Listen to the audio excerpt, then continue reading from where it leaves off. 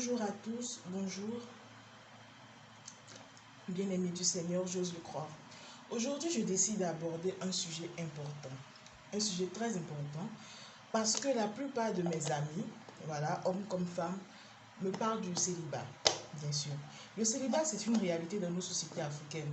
On a tous été célibataires à un moment donné de notre vie, certains le sont toujours, et grâce à Dieu, certains sont libérés. Aujourd'hui, j'aimerais parler des deux types de célibat. Vous me le permettez. Moi, bien-aimé du Seigneur, je crois qu'il y a deux types de célibat. Du moins, il y a deux facteurs de célibat. Le premier facteur, c'est le facteur spirituel, que bon nombre de personnes aiment beaucoup attaquer. Si je suis célibataire aujourd'hui, c'est parce que dans ma famille, on ne se marie pas. Si je suis célibataire aujourd'hui, c'est parce que nous avons marié à tel esprit, tel esprit. Tout le monde aime le spirituel. C'est-à-dire souvent même, il n'y a pas spirituel, mais on dit spirituel. Et là, le deuxième facteur de célibat que je peux soulever, c'est le célibat qui est d'ordre physique, sur lequel je veux plus m'attarder ce soir dans cette vidéo. Dans d'ordre physique, je vais inclure le célibat d'ordre moral à l'intérieur, pour ne pas que la vidéo soit trop longue et qu'elle soit fragmentée en plusieurs séquences. Le célibat d'ordre physique, c'est quoi? Tu es une jeune fille.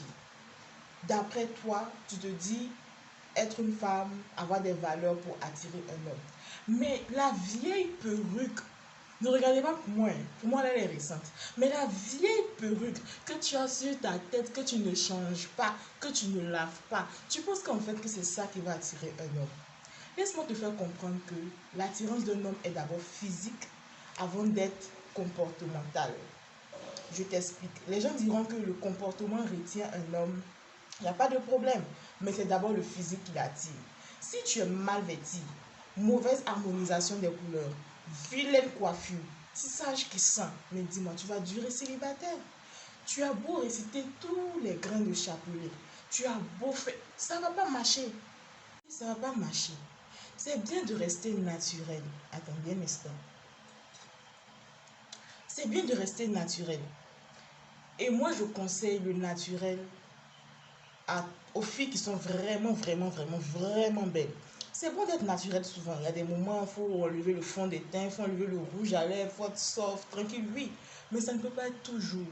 Parce qu'il y a des moments, le maquillage est une nécessité.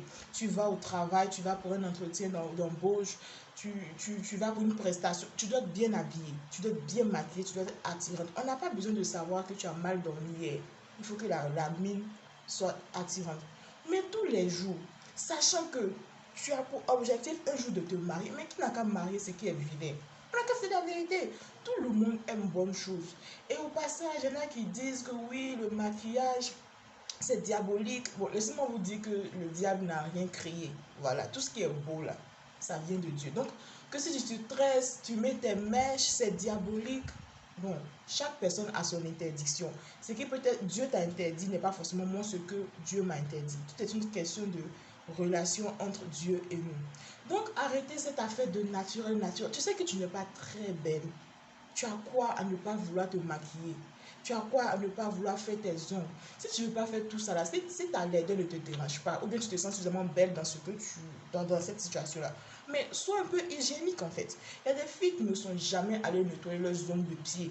Laissez-moi arranger la caméra. Il y a des filles qui ne sont jamais allées arranger leurs ongles de pied.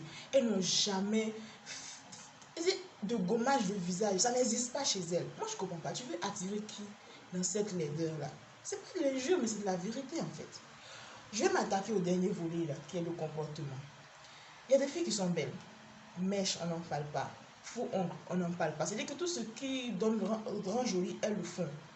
Mais elles ont fini avec impulsivité. C'est-à-dire que quand elles sont fâchées là, tu ne reconnais plus ta partenaire. Tu ne sais même pas si c'est la même fille que tu as rencontrée. On se sent concerné, je sais. Tellement en colère, tellement méconnaissable. Il y en a aussi qui ont fini à Djandjouya. La fille, elle est jolie. La fille, elle sait savoir cuisiner. Mais plus bordel qu'elle, là, tu peux pas. C'est-à-dire que pour le sexe, sortir avec quelqu'un, c'est un jeu en fait.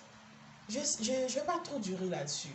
Mais je vais juste faire comprendre que le célibat n'est pas que spirituel. Il y a beaucoup de physique là-dedans.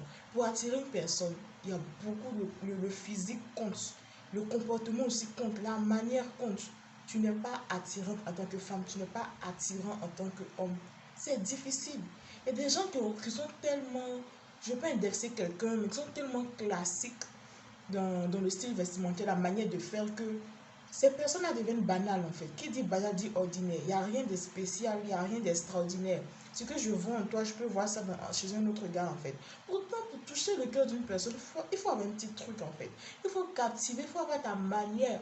Je ne veux pas d'imiter. Sois toi-même. Mais il faut que quand tu es toi-même, on sent que tu ne forces pas quoi. C'est toi. Voilà.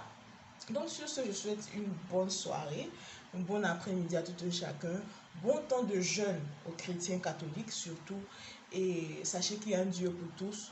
Le temps de Dieu n'est pas celui des hommes. Voilà, je vous laisse sur ce verset de la Bible. Bisous.